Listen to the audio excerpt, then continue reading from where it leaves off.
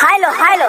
जी हाँ दोस्तों, हर साल के भांति इस साल भी नवयुवक सरस्वती पूजा समिति आप सभी को हार्दिक हार्दिक दिल से अभिनंदन करता है और करता ही रहेगा।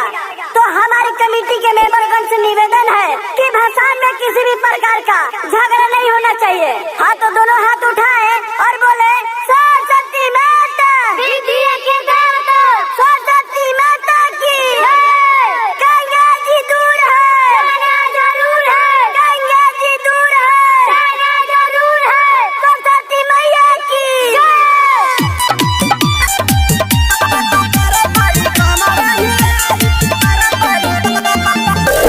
रिबन स्टूडियो अलोनी गाथा म्यूजिक राजू बाबू।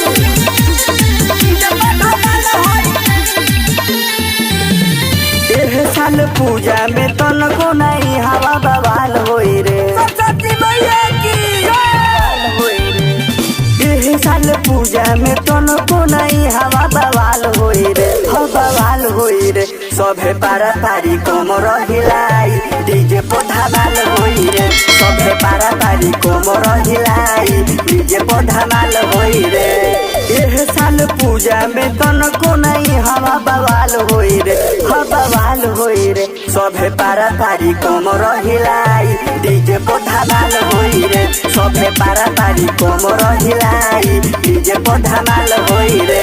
हमारी माता बहनों से निवेदन है, कृपया करके जल नीचे की तरफ गिराए, मूर्ति के बगल में ना गिराए, इससे मूर्ति पर प्रभाव पड़ रहा है और प्रसाद लेकर ही जाए।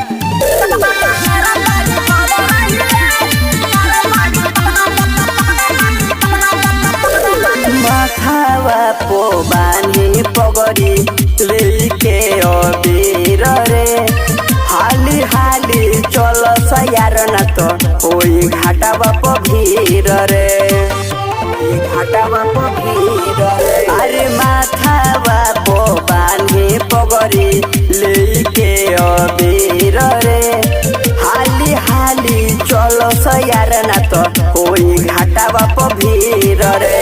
झगड़ा जे करे के हुआई तो करो जोगार हो जाए, हाँ जोगार हो जाए। सभे पारा पारी कोमर हिलाई डीजे पौधा माल हो जाए, सभे पारा पारी कोमर हिलाई डीजे पौधा माल हो जाए।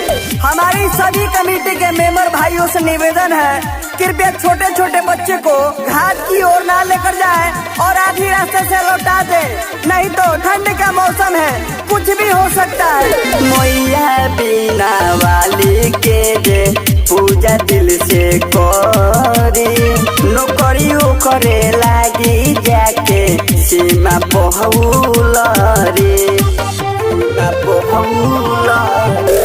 मैया बिना वाली के जे पूजा दिल से करे, नौकरी करे लागी जाके सीमा पहुल रे।